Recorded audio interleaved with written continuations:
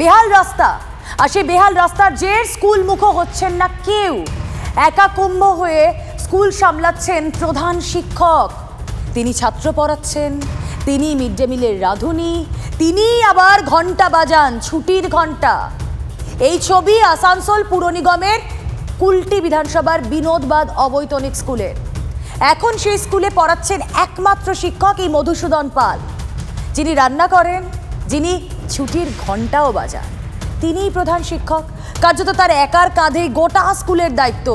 ওই বলে না জুতো সেলাই থেকে চণ্ডীপাঠ, আসলে তিনি তাই করছেন। স্কুলের জুতো সেলাই থেকে চণ্ডীপাঠ, অর্থাৎ ছাত্র পড়ানো থেকে স্কুলের প্রশাসনিক সব কাজ, মিড ডে মিল এক হাতে সামলাতে হচ্ছে তাকে। ছবিটা দেখুন, যেই কাজগুলো তিনি একার হাতে সামলাচ্ছেন, তিনি দেখুন তিনি কি করছেন। তিনি পড়াচ্ছেন যা দরকার, পঠন পাঠনে কিন্তু প্রভাবও পড়ছে সেই কারণে। অন্যদিকে একা কুম্ভ তিনি রাঁধছেনও, ঘন্টাও বাজাচ্ছেন, ছুটির ঘন্টা। পঞ্চায়েত এলাকা নয়, পুর নিগমের অন্তর্গত এই এলাকা হয়েও এভাবেই শিক্ষার ভার বয়ে চলেছেন শিক্ষক মধুসূদন বাবু। নতুন শিক্ষক আসা না পর্যন্ত সমস্যার সুরাহা হওয়া সম্ভব নয়, তা হারে হারে বুঝেছেন তিনি। আগে স্কুলে পড়াতেন 3 জন, তবে বদলি নিয়ে চলে যান 2 শিক্ষক, ফলে সংখ্যাটা ঠেকেছে 1-এ। সম্প্রতি একজন শিক্ষিকাকে ওই স্কুলে যাওয়ার নির্দেশিকা দিলেও বেহাল রাস্তার জন্য তিনিও যেতে নারাজ। ফলে ওই আবারও একা কুম্ভ রক্ষা করছেন স্কুলের প্রধান শিক্ষক মধুসূদন পাল।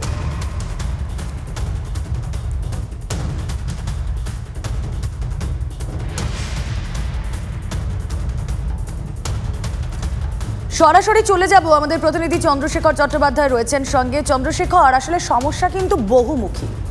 যে শিক্ষক স্কুলে আসবেন তাকে তো একটা ঠিকঠাক রাস্তা দিয়ে আসতে হবে, রাস্তাটাই তো খারাপ, সেদিকে প্রশাসনের নজর নেই।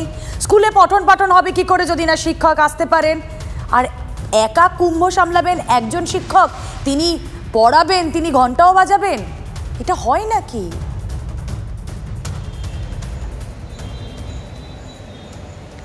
দেখো, আসানসোল পুর নিগমের 99 নম্বর ওয়ার্ড, মানে একেবারে পুর নিগম এলাকা, পঞ্চায়েত এলাকা নয়। এইরকম একটি এলাকা এরকম কার্যত পাণ্ডব বর্জিত হয়ে রয়েছে, বিশেষ করে রাস্তার জন্য। এই যে রাস্তা, যেখানে ইস্কো বাইপাস বানপুরের, সেখান থেকে মাত্র 3 কিলোমিটার সংস্কার হয়ে গেলে কিন্তু গোটা বিনোদবাঁধ, এটা আদিবাসী অধ্যুষিত গ্রাম, স্কুলটাও আদিবাসী অধ্যুষিত। সেই স্কুলটিও কিন্তু হাল ফিরবে, গ্রামের মানুষরা হাল ফিরবে, কিন্তু কিছুতেই ফিরছে না। এলাকার যিনি নতুন কাউন্সিলর হয়েছেন, তিনি আমার বড় চেয়ারম্যানের দায়িত্বে, রবিলাল টুডু, তার সঙ্গে আমরা যোগাযোগের চেষ্টা করেছিলাম। তিনি কার্যত সংবাদ মাধ্যমকে সারা দিনভর এড়িয়ে গেছেন। তিনি ন্যূনতম যেটা প্রতিশ্রুতি বলে যে হ্যাঁ কথা বলবো মেয়রের সাথে রাস্তা নিয়ে, সেটুকুও তিনি বলতে পারেননি। এর পাশাপাশি আমরা ডিআই অর্থাৎ জেলা স্কুল পরিদর্শকের কাছে গেছিলাম, তিনিও মেনে নিয়েছেন সমস্যার কথা, এবং তিনি যেদিকে সমস্যাটা ঠেলেছেন সেটা হচ্ছে রাস্তার জন্য কিন্তু সেখানকার মাস্টারমশাইরা যেতে পারছেন না। কারণ এমন একটা রাস্তা যেখানে কোনো পাবলিক ট্রান্সপোর্ট নেই, সাধারণ অটো টোটো কোনো কিছুই যায় না, মোটর বাইক যেতে চায় না, এবং তার পাশাপাশি সাধারণ মানুষ পায়ে হেঁটে যেতে পারবে না, বর্ষাতে তো যাওয়াই যায় না। এরকম একটা জায়গায় এই স্কুল থেকে যাওয়ায় এখন এই সমস্যা হয়েছে। এই সমস্যাটা গত জুন মাস থেকে কিন্তু বেশি মাথা চাড়া দিয়ে উঠেছে। এই মাস্টারমশাই যেটা জানাচ্ছেন, এখনও পর্যন্ত তিনি কোনো ছুটি নিতে পারছেন না। বাড়িতে কোনো অসুবিধা থাকলে বা কিছু অঘটন ঘটলে তিনি যদি বাড়ি যাচ্ছেন তাহলে স্কুলে কিন্তু তালা পড়ে যাচ্ছে। আর এই পরিস্থিতি চলছে বিনোদবাঁধ প্রাইমারি বা অবৈতনিক প্রাথমিক বিদ্যালয়ে। রুমেলা, একেবারেই চন্দ্রশেখর, আমরা সেই ছবি আমাদের দর্শকদের দেখাচ্ছি। সত্যি কি করুণ অবস্থা, পঠন পাঠনের প্রভাব তো পড়ছেই, শিক্ষক তারা আসতে পারছেন না রাস্তা খারাপের জন্য। আপনারা ছবিটা দেখুন আর শুনুন মধুসূদন বাবুর বক্তব্য, প্রধান শিক্ষক। বিদ্যালয় আমি একাই চালাচ্ছি, শিশু শ্রেণী থেকে ক্লাস 5 অবধি আমার এখানে স্কুলে পড়াশোনা হয়। 37 জন টোটাল ছাত্রছাত্রীর সংখ্যা 37 জন। বাদ বাকি সমস্ত দায়িত্ব আমার, মিড ডে মিলের দায়িত্ব, মোটামুটি 10-15টা রেজিস্টার আছে, তার খাতা প্রতিদিন সামালতে হয়। ব্যাংকে যে মিড ডে মিল ব্যাংক আমার নেওয়াতপুরে, আবার এসআইপিএস হচ্ছে হীরাপুরে, চারিদিকে দৌড়ঝাঁপ করতে হয়। সমস্যায় আমি এসআই ম্যাডামকে আমাদের জানিয়েছি, ম্যাডাম বলেছি যথাসম্ভব চেষ্টা করব। তো একজন ম্যাডাম দেওয়া হয়েছিল, কিন্তু আমাদের এখানে প্রায় 3 কিলোমিটার রাস্তা খুবই খারাপ, রাস্তা খারাপের জন্য অনেকে আসতে চাইছে না। স্কুলে রান্না বান্না দেখে পড়াশোনা আমাদেরকে পড়ায়, কোনো সময় এখানে পড়ায়, কোনো সময় ক্লাসে। একজন মাস্টারমশাই আসেন, সেই জন্য পড়া ভালো করে হয় না। রান্না বান্না দেখেন, আর এই ক্লাস ওই ক্লাস যায়। আরও একজন মাস্টারমশাই আসলে ভালো পড়াবে। প্রধান শিক্ষকের বক্তব্য শোনালাম ছাত্রদের বক্তব্য। তারাও বলছেন আরও একজন শিক্ষক এলে ভালো, কারণ একাই মধুসূদন স্যারের ওপর বেশ চাপ পড়ে যায়। স্কুল পরিদর্শক তার কি বক্তব্য একবার শোনা যায়। চেয়ারম্যানের সঙ্গে আমরা বসে এই ব্যাপারটা খুব দ্রুত যাতে একটা বিকল্প ব্যবস্থা করা যায়, এবং ওই যিনি শিক্ষক একা স্কুল চালাচ্ছেন তাকে যাতে একা আর চালাতে না হয়, সেজন্য আমরা দ্রুত পদক্ষেপ নেওয়ার জন্য ব্যবস্থা নেব। এখন এটা পৌরসভার তো নজরে নিশ্চয়ই আছে, তবে আমাদের শিক্ষার সাথে আমরা সেটা যে ওই যাতায়াতের অসুবিধা হচ্ছে শিক্ষকদের, সেটা আমরা একটা আবেদন জানাতেই পারি। আসলে শুধু যদি আপনারা ভাবেন যে আসানসোলের এই ছবিটাই একটা ছবি, না, আসলে এই আসানসোলের ছবির মতো আরও অনেক ছবি রয়েছে, বিশেষ করে স্কুলগুলোতে, যেখানে আমরা দেখতে পেয়েছি শিক্ষক একজন, পড়ুয়া অনেকেই, যেমন এইখানে। আবার অন্য জায়গায় আমরা দেখতে পেয়েছি পড়ুয়া সংখ্যা নিতান্তই কম, শিক্ষকরা আসেন কিন্তু পড়ানোর সুযোগ তাদের থাকে না। আবার এরকমও স্কুল রয়েছে যেখানে আমরা দেখেছি ছাত্রদের পড়াচ্ছে তাদের সিনিয়ররা, মানে উঁচু ক্লাসের ছাত্ররা। দেখুন একবার।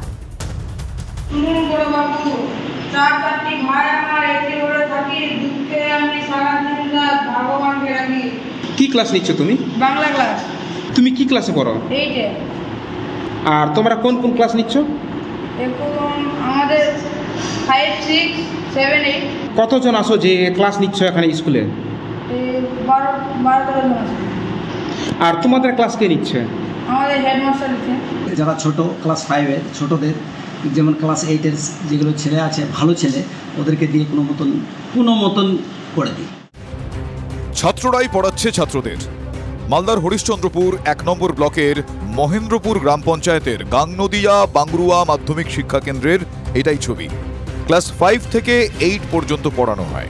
ভর্তির সময় যখন আসে তখন একা মানুষ ডোর টু ডোর গিয়ে ছাত্র কালেকশন করি, ছাত্রগুলো ভর্তি করি। বর্তমানে আমার স্কুলে 81 জন ছাত্র এনরোলমেন্ট আছে, 35-30 জন করে রেগুলার আসে।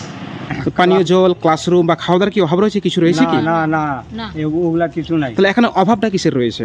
এখন অভাবটা হচ্ছে মাস্টারের। স্কুলে রোগ একটাই, শিক্ষক মাত্র একজন। ক্লাস হয় না, আমাকে ব্লকে, এসআই অফিসে, মিড ডে মিলের বিভিন্ন হিসাবপত্র এগুলো করতেই তো সময়টা চলে যায়। তবুও ছাত্রদের উপর ভার দিয়ে যা টুকটাক পড়াশোনা হয় ওটাই আমি মাঝে মধ্যে নিই। একমাত্র শিক্ষক চেষ্টা করছেন স্কুলে ছাত্রছাত্রী আনতে।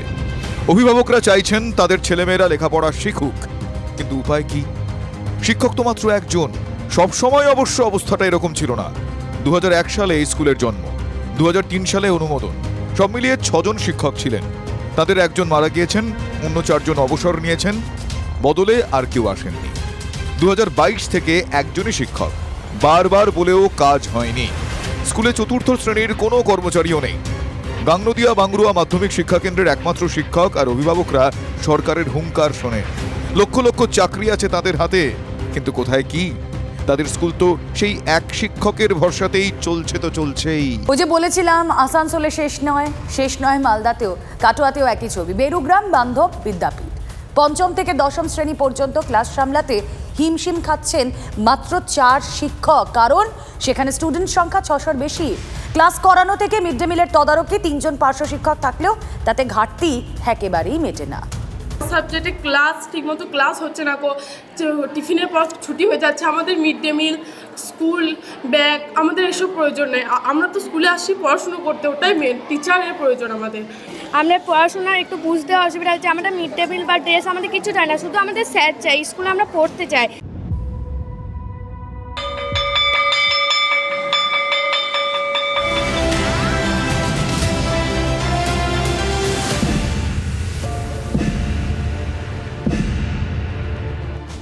স্কুলের প্রতিটা ক্লাসের নির্দিষ্ট রুটিন রয়েছে, কিন্তু সেই রুটিন মেনে ক্লাস হয় না। বোঝা যায় কে কোন ক্লাসের স্টুডেন্ট। আবার একাধিক ক্লাস নিচ্ছেন একজন শিক্ষক। এক অদ্ভুত স্কুল চলছে কেতুগ্রামে। 616 জন ছাত্রছাত্রী, শিক্ষক মাত্র 4। এ যেন নেই রাজ্য। বাংলার অনেক স্কুলের মতোই মহা দুর্দশা কেতুগ্রামের বেরুগ্রাম বান্ধব বিদ্যাপীঠে। কেন এই অবস্থা? নেপথ্যে বিতর্কিত বদলি প্রকল্প উচ্চশ্রী। 9 জন টিচার উচ্চশ্রীতে চলে গেছেন, জেনারেল ট্রান্সফার নিয়ে চলে গেছেন, মাত্র 4 জন আছি। এই প্রকল্পে দুর্নীতির গন্ধ পেয়েছিলেন বিচারপতি বিশ্বজিৎ বসু। এক স্কুল থেকে 70% শিক্ষকের বদলি। কিভাবে অনুমতি দিল শিক্ষা দপ্তর? পরিণতি যা হওয়ার তাই হয়েছে। পড়ানো, সঙ্গে আবার মিড ডে মিল খাওয়ানো, সব মিলিয়ে পড়াশোনাই লাটে, অসহায় শিক্ষকরাও। অনেক সাবজেক্টের, বিশেষত সায়েন্সের মতো গুরুত্বপূর্ণ যে সাবজেক্ট, সেই সাবজেক্টে কিন্তু ক্লাস হচ্ছে না। এবং এমনকি 10-এ যারা মাধ্যমিক পরীক্ষার্থী, পিঙ্কি দালাল বলে এক ছাত্রী, সে ফার্স্ট হয়, সে সেদিন কাঁদছে আমার কাছে গিয়ে যে স্যার আমাদের সায়েন্সের কী হবে।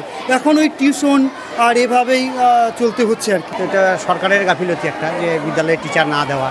তো দীর্ঘদিন ভুগছে স্কুলটা, প্রায় বিগত 3 বছর থেকে ভুগছে এরকম। সায়েন্সের টিচার একটিও নেই, কোথায় যাবে? আতান্তরে অভিভাবকরা। আমার সন্তানকে এই স্কুলের মধ্যে কিছু তেমন কিছু শিখতে পারে না, এই জন্য 4-5টা করে টিউশনে রাখতে হয়। এটা একটা কস্টলি ব্যাপার। আমাদের স্কুলের মধ্যে বেঙ্গলি, অঙ্ক, লাইফ সায়েন্স, ফিজিক্যাল সায়েন্স এইসবের টিচারগুলো নেই, যার ফলে আমরা স্কুলে এলেও ওই সাবজেক্টের টিচারগুলো না পাওয়ার ফলে আমাদেরকে টিউশন নিতে হচ্ছে। আমাদের এখানে টিউশনে নিতে হয় বাইরে। আমার মতো একটা সাধারণ পরিবারের সন্তানদের পক্ষে, তার বাবা মায়ের পক্ষে, প্রত্যেকেরই তাদের একটা অসুবিধা হচ্ছে এইভাবে পড়াশোনা করানোর জন্য। কখনো টিফিনের পর ছুটির ঘন্টা বাজিয়ে দিতে হচ্ছে, কখনো বিজ্ঞানের ক্লাসে চালাতে হচ্ছে ইউটিউব। এভাবে হয়? আমাদেরকে অপরাধী মনে হচ্ছে মাঝে মাঝে। ছাত্রছাত্রী শিক্ষকের দাবি মেনে আরও শিক্ষক আসবেন কবে? ডিআই এর আশ্বাস, তালিকা পাঠানো হয়েছে, দ্রুত শিক্ষক মিলবে। সত্যি আসবে তো? কৌশিক দত্তের রিপোর্ট, TV9 বাংলা। এতক্ষণ যে ছবিগুলো আপনাদের দেখাচ্ছিলাম, সেখানে কোথাও হয়তো পড়ুয়া নেই, কোথাও হয়তো শিক্ষকের ঘাটতি, কিন্তু একটা বিষয় আছে, তাহলে একটা স্কুল। এবং যখন স্কুল আছে তখন সেখানে পড়ুয়া যেতেই পারে, শিক্ষকও আসতেই পারে, কিন্তু ধরুন যদি স্কুলই আর না থাকে, আরও এরকম একটা আশঙ্কার ছবিও তো তৈরি হচ্ছে। তার কারণ মালদায় মাত্র 25 মিটার বাকি, আর তারপরেই তলিয়ে যেতে পারে গোটা স্কুল। আশঙ্কায় দিন কাটছে মালদার গোপালপুর অঞ্চলের একমাত্র প্রাইমারি স্কুল হুকুমতটোলা প্রাথমিক বিদ্যালয়ের শিক্ষক, পড়ুয়া, অভিভাবকদের ছবি দেখুন আপনারা। আশেপাশের মানুষ প্রাণ বাঁচাতে আগেই পালিয়ে গিয়েছে, শুধু পড়ে আছে এই স্কুল। বারবার আবেদন করা হয়েছে ভাঙন রোধের জন্য, কোনো স্থায়ী পদক্ষেপ হয়নি। না করেছে কেন্দ্র, না করেছে রাজ্য, চলেছে শুধু দোষারোপের পালা। নদী মোটামুটি 25 মিটার হবে। বাচ্চারা আসছে, অনেক যে বাচ্চা আছে নদীর ধারে যাচ্ছে, জল খেতে যাচ্ছে, বাচ্চারা পড়ে যেতে পারে। ওই জন্য গার্জেনেরা পাঠাচ্ছে না, এই ভয় আতঙ্কতে পাঠাচ্ছে না। আবার মাস্টার তো পুরো ছাত্রকে সামলাতে পারবে না, 150 ছাত্র আছে। তো আতঙ্কতে গার্জেনেরা, আমিও যেরকম আমার ছেলেকে 4 বছর ছেলেকে আমি পাঠাচ্ছি না। হ্যাঁ, রিফুর বাগানে স্কুলটা চলে গেলে আমাদের ছেলে মেয়ে সব পড়তে পারে, ওখানে কোনো ভয় থাকবে না। আমরা বিদ্যালয় পরিচালনায় খুব সমস্যার মধ্যে আছি। ছাত্র আমাদের অর্ধেক উপস্থিত হচ্ছে, 151 ছাত্রের মধ্যে 80-90টা ছাত্র আসছে, বেশি আসছে না। গার্জেনরা পাঠাতে ভয় পাচ্ছে, যে কোনো সময় গঙ্গায় আমাদের স্কুল ডুবে যেতে পারে, বসে যেতে পারে, এই আতঙ্কে সবাই ছাত্র পাঠাচ্ছে না।